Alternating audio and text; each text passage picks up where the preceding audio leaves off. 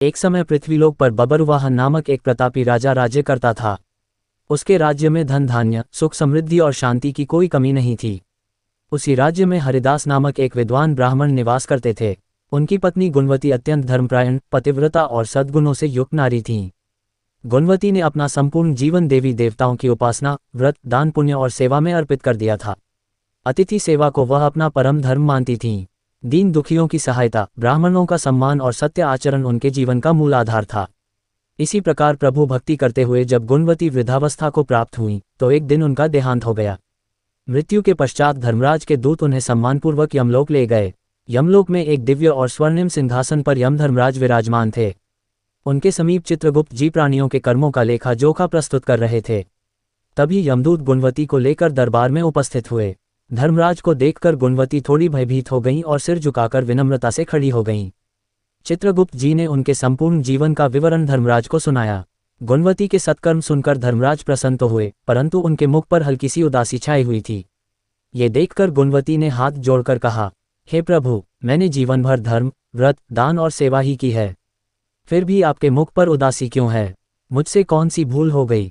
धर्मराज बोले, हे देवी, तुमने सभी देवी देवताओं की उपासना की, व्रत किए और पुण्य कर्म किए, परंतु कभी मेरे नाम से पूजा पाठ या दान नहीं किया। ये सुनकर गुणवती अत्यंत व्याकुल हो गईं और क्षमा याचना करते हुए बोलीं, हे प्रभु, मुझे आपकी पूजा का ज्ञान नहीं था।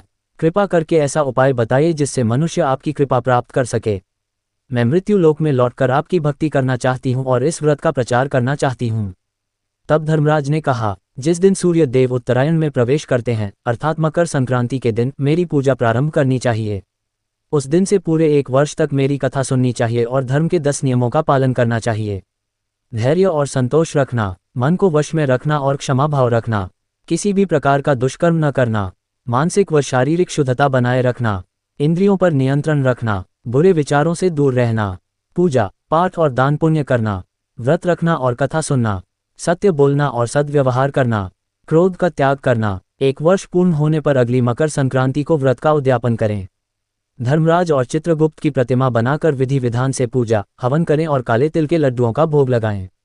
इसके पश्चात ब्राह्मण भोज कराएं। बांस की टोकरी में 5 सेर अनाज दान करें। जरूरतमंदों को कंबल, गद्दा, तकिया, वस्त्र, लोटा आदि दान करें। संभव हो तो गौदान अवश्य करें। ये संपूर्ण कथा सुनकर गुणवती ने पुनः धर्मराज से प्रार्थना की, हे प्रभु, मुझे पुनः मृत्यु लोक में जाने की अनुमति दें जिससे मैं इस व्रत का पालन कर सकूं और लोगों को इसका महत्व समझा सकूं।